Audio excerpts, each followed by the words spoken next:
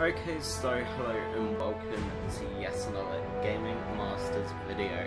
Today I'm going to be walking you through the menus for Battlefield 1. This is the alpha build at the moment, so it may change between now and the full launch. So this is a brand new Battlefield experience. I gave a full walkthrough of this over on my channel a few days ago now, and I'm going to just be showing you this version of the brand new Battlefield 1 experience, and I'm also going to be showing you the menu settings that we will be getting in the game at launch. So as you can see, I'm just heading over to the options right now, and the controls. You have your normal control options, so your mouse sensitivity, your vibration, vertical look, etc. that you usually have on PC platforms. You also have the sensitivity stuff on console as well. So you can use a controller with Battlefield 1 if you want to on PC as well.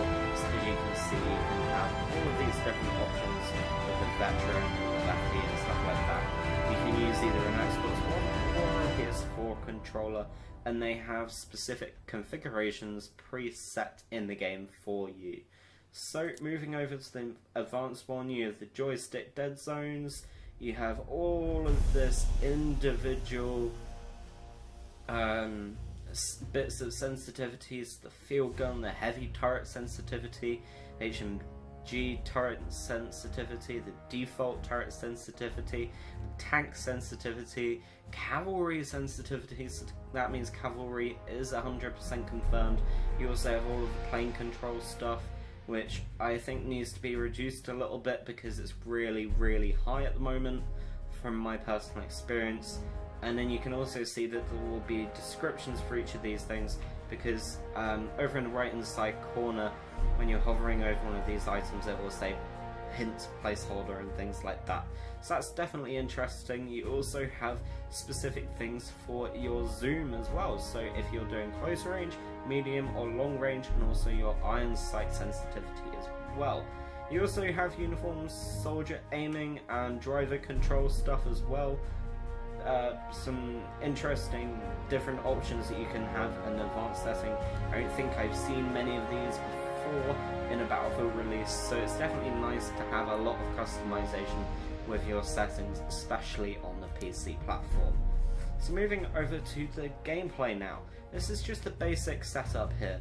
Now, as a default, you have the chat log enabled, inventory is enabled. However, the kill log is disabled by default, at least during this alpha, but you can change it, so you can hide it, show it, etc. That's definitely useful. You also can change all of your different crosshair colors as well, as you can see here. So you can change it to green, you can change it to red, etc. It does it with RGB, but it does it all for you with this kind of like color picker tool that they've implemented into the settings here. You also have the hit indicator, visibility, headshot colors, etc. Hit colors, damage based shape as well, which I'm not 100% sure what that does.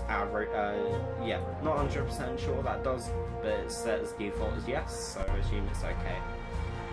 You can change the opacity now. This is something that came with Battlefield 4 CTE, and is definitely a very useful function, and I'm glad that they do have it, because sometimes the HUD can stand out a little bit too much and it can become quite complicated and stands out too much. Sometimes you just want less clutter on the screen.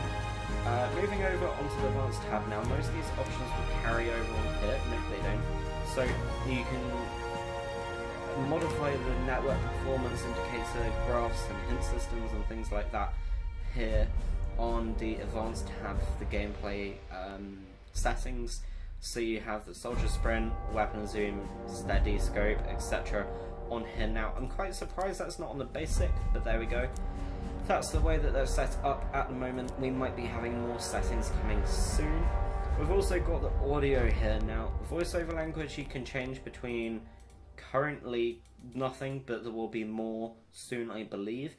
Master volume you can adjust as well. I play my games through headphones, but you can change through all of these different options here. So I'm going to just change it back to headphones. You can turn surround sound or stereo, yeah, that option. VoIP you can turn on and off. I personally prefer it off.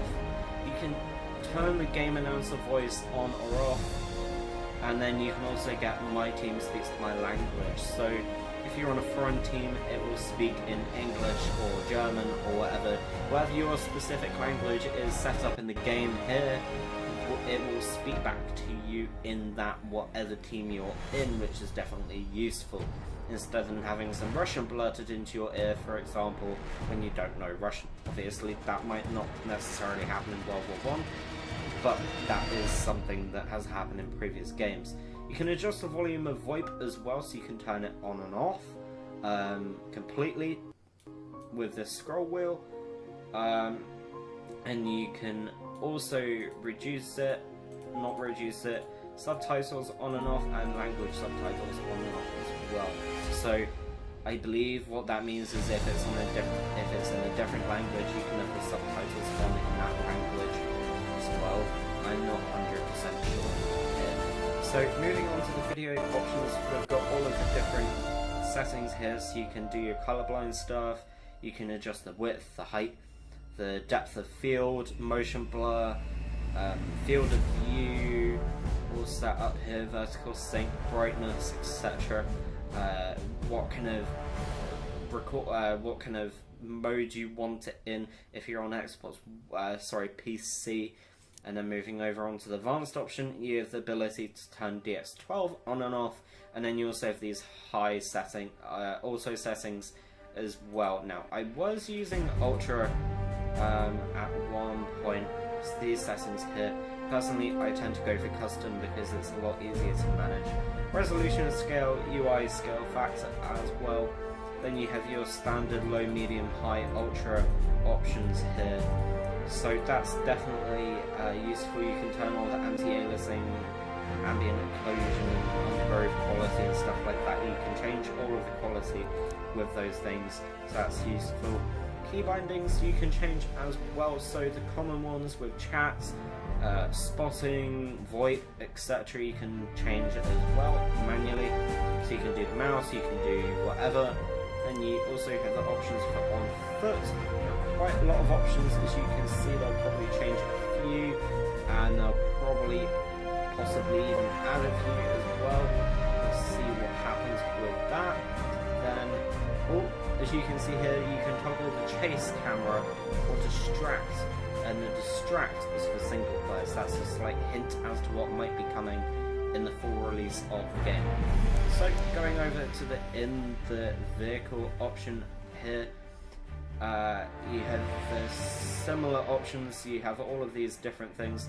Distract you also have once again in single player, by the looks of it, whatever that is for. And it will be interesting to see what is actually going to be covered in the campaign for Battlefield 1. Moving over to the in-plane settings, we're going to be moving over right now. There we go. So distract pops up once again. Interesting to see what happens with that. Then you have apparently you can deploy a bipod in a plane. That's interesting. And then you also have all of your normal menu options, mini-maps and stuff like that. Spectator seems to be having a bit of an upgrade. Currently we can't actually use Spectator in this version of the game. It will be interesting to see what Spectator looks like when it's available for all of us. Currently with the alpha, when not available, it's not doable. The Spectator's not enabled. At least the last time I checked. We can have a look now actually when we have a look at the server browser menu. I have noticed an issue where if you click back, it automatically goes to kind of like minimize screen and then comes back to full screen. That does sometimes happen. It comes back a few seconds later if you click the cancel button.